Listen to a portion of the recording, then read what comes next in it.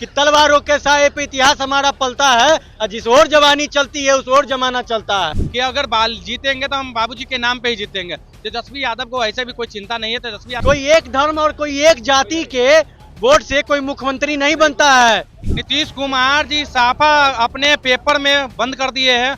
आप उनको फॉलो नहीं कर रहे हैं। शासन फिर कैसे छोड़ दे रही है? देखो, आपसे सदन में विकास का बात उठता नहीं है, आपसे डेवलपमेंट का बात उठता नहीं है, नीट पे आपसे बात उठता नहीं है, यूजीसी पे आप बोलते नहीं है, एनटीए पे आप बोलते नहीं है। क्या चल रहा है? इनकम टैक्स पे पिटते ना देखे, ऐसा सरकार चाहिए जो आपकी परेशानियों को आपके साथ बैठ के बात करे। आप बताइए, कभी नीतीश जी को देखिए, कभी जाके मोदी जी का पैर छू रहे हैं, ठीक है, कभी उनका हाथ छू रहे हैं। आज देखिए, आजकल में अशोक चौधरी जी का बल्ला ऐसे हिला रहे हैं। कोई धर्म कोई जाति इस पे वोट मांगने ना आए, ठीक है।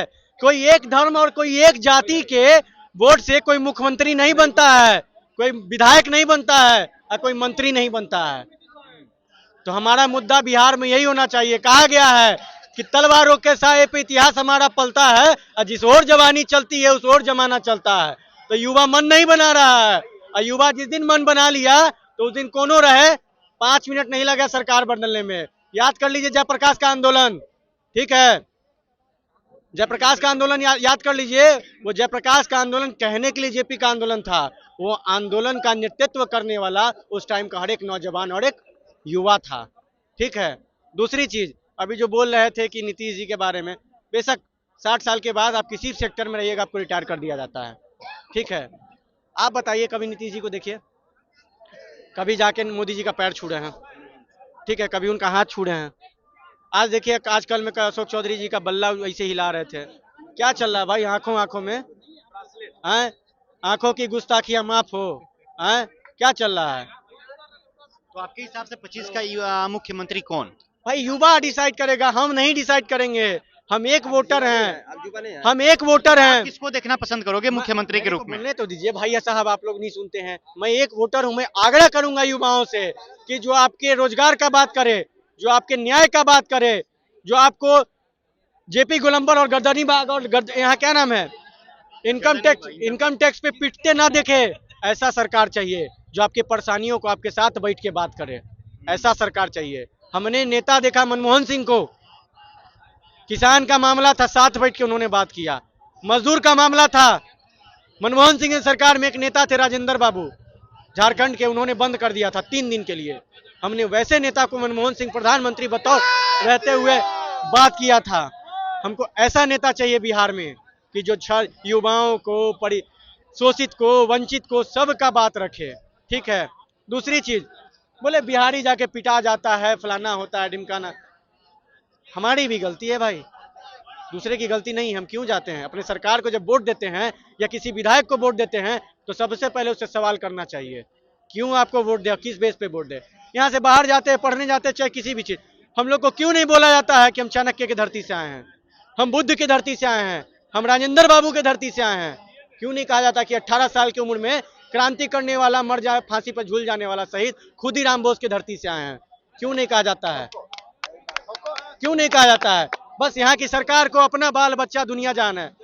इस देश में ही देख लीजिए, इस देश में ही देख लीजिए, आप सिंपल सा चीज देख लीजिए देश में कि नेता का बेटा विदेश पढ़ने जाता है, ठीक है, हम अपने ही राज्य में, अपने ही यूनिवर्सिटी में अनशन पे बैठ जाते हैं। क्यों? अभी पटना यूनिवर्सिटी में एक अनशन हो रहा था, आपने देखा? क्यों? क्या को भाई चांसलर का बेटा उसमें पढ़ रहा है, प्रोफेसर का बेटा पढ़ रहा है। आप समझिए इस चीज को। हमारा यही कहना है कि कोई जाति कोई धर्म पे वोट नहीं होना चाहिए, ठीक है। जो आपके विकास के लिए, आपकी हित की बात करे उसको वोट दो, कोई भी पार्टी हो, ये नहीं कोई भी पार्टी हो। आपको विदाउट जात में बांटे हुए, आपको विदाउट धर्म में बांटे हुए, आपके वोट का कीमत ये होना चाहिए, आपका शिक्षा, स्वास्थ्य, सुरक्षा, रोजगार, न कि आपस में बांट के आपको ये करे। दूसरी चीज आपको बताते हैं, आप इस चीज को देख लीजिए, जो भी आती है फलाना है तुम्हारा, अरे आप अभी गिरिराज सिंह न्याय यात्रा निकाले थे हिंदू बचाओ यात्रा, फलाना एक है मुंबई के कोई एआईएम के नेता है, वो मुसलमानों पे टिप्पणी होता तो गाड़ी, क्या है भाई? क्या है ये सब? आपको, आपसे सदन में विकास का बात उठता नहीं है, आपसे डेवलपमेंट का बात उठता नहीं है, नीट पे आपसे बात उठता नहीं है, यूजीसी पे आप बोलते नहीं है, एनटीए पे आप बोलते नहीं है। क्या चल रहा है? आप देखिए इस चीज को। हम यही कहेंगे कि युवाओं का वोट इसी पे होना चाहिए, न जात हो, न पात हो, न धर्म हो। हम युवा हैं, हम जब बेंच पे बैठते हैं तो उसका जात पूछ के उससे नहीं बैठते हैं, ठीक है।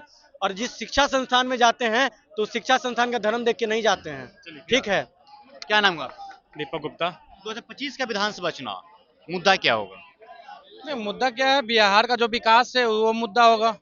और जिस तरह से एनडीए पार्टी ने किया है वो बिहार का विकास, वो अपने विकास पे वोट मांगेंगे बिहार के लोग। इंडिया गठबंधन, इंडिया गठबंधन एनडीए एनडीए गठबंधन एनडीए बोलिए। एनडीए जो नहीं एनडीए बोल रहे हैं, इंडिया बोली, गलती से निकल गया होगा। एनडीए का सारे लोग नाम दिल जानते में हैं। इंडिया गठबंधन तो नहीं है ना? देखिए, हम लोग जो है ना विकास के नाम पे वोट देते हैं, क्योंकि कहीं ना कहीं हम लोग ये युवा हैं। आप बिहार के जितने भी युवा हैं जो कि एनडीए के साथ में है, क्योंकि बिहार के लिए बहुत सारे ऐसे काम किए हैं जो कि 1990 के ईस्वी से हमने देखते आया है, लालू और नीतीश का राज किस प्रकार से बिहार जो है कहाँ पिछड़ा राज्य था। अभी देखिए बिहार में कितने डेवलपमेंट हुए हैं, इंफ्रास्ट्रक्चर देख लीजिए कितना हुआ है। अभी इस वक्त इंडस्ट्रीज चालू नहीं हुआ, जो बंद पड़ा आज तक बंद ही है वो। देखिए अभी इंडस्ट्री नहीं कैसे चालू है। बिहार में पार्ले एक कंपनी भी लाई है, पेप्सी भी अपना कंपनी लाई है, 2 कंपनी अपना बिहार में डाली है। बात करें बिहार के किसानों के लिए, जो इतना शुगर मिल थी यहाँ पे पहले सब 40 से अधिक हुआ करती थी, आज के समय में 5 से 7 मुश्किल से चालू है कहीं कहीं पे। अब बिल्कुल ये बात तो गंभीरता से लेने वाली है। ये बिहार सरकार कुछ इस पे खंडहर में बदल चुकी है। खंडहर में तो बहुत है ऐसे। आप देख लीजिए पास में ही पटना जंक्शन के पास में एक चीनी मिल था, वो पूरा तरह से खंडहर में बदल गया है। यहाँ बिहार में बहुत सारे ऐसे जो कि चीनी मिल थे जो कि यहाँ बिहार से सब्स्टिट्यूट होते थे, आपका पूरे विदेश में जाते थे, लेकिन आज गिना चुना 3-4 ही रह गए हैं। नीतीश कुमार पे इस पे ध्यान देना चाहिए। कहीं भी फैक्ट्री डालने के लिए, इंडस्ट्री डालने के लिए सबसे ज्यादा जरूरी है पानी, जो कि हमारे बिहार में पानी की कमी नहीं है। पानी तो इतना आती है कि गाँव के गाँव, शहर से शहर खत्म हो जाती है, पानी की कमी नहीं है। बात ही नीतीश कुमार जी है, थोड़ा सा कमी है इनके अंदर बेरोजगारी को लेकर। ये भी धीरे धीरे मुद्दा खत्म हो रही है, दिख युवा चेहरा होना चाहिए कि नहीं? देखिए युवा चेहरा होना चाहिए, बिल्कुल होना चाहिए, क्योंकि अगर युवा चेहरा नहीं आएगा तो युवाओं की समस्याओं को समझेगा कौन। लेकिन फिर सुनो भाई मेरी, लेकिन फिर भी अभी नीतीश कुमार जी का जो कार्य है, इनसे बिहार के लोग ना काफी संतुष्ट है, क्योंकि इन्होंने बिहार के लिए, बुजुर्गों के लिए, युवाओं के लिए बहुत ऐसे कार्य किए हैं। अभी देख लीजिए आज के ही बात कर दिया, आज शिक्षा वैकेंसी की 1,45,000 वैकेंसियां निकली है। लेकिन नीतीश कुमार एक और भी काम किए हैं। शराबबंदी जब से हुआ है तब से बिहार में कई सौ मतलब लोगों की मृत्यु हो चुकी है जहरीली शराब पीने से। एक बताए भी, ये ठीक है जहरीली शराब से मर गए हैं, लेकिन अगर 150 आदमी मरे हैं तो 1,500 आदमी बच्चे भी तो हैं। कितने लोग अगर आप देख लेते परिवार तो उजड़ गया। देखिए नीतीश कुमार जी साफा अपने पेपर में बंद कर दिए हैं, आप उनको फॉलो नहीं कर रहे। प्रशासन फिर कैसे छोड़ दे रही है? देखिए प्रशासन भी कर रही हुई है, लेकिन आप प्रशासन के सामने तो नहीं पी रहे, आप लुक छिप के कहीं पी रहे हैं। कई जगह पर खबरें निकल के सामने आते ही प्रशासन ही खुद मिलकर बिचवा रही है। जो है जो कि प्रशासन के निगरानी में, बहुत सारे ऐसे जगह है जो कि प्रशासन की निगरानी में ही शराब माफिया है। तो उस तरह की माफियाओं के, उस तरह के पुलिस प्रशासन पे नीतीश कुमार का चलना चाहिए एक्शन। लेकिन नीतीश कुमार जी है कहीं ना कहीं एक थके हुए व्यक्ति भी है। युवा नया चेहरा तो आना चाहिए, लेकिन अभी नया चेहरा कोई दिख नहीं रहा है बिहार में।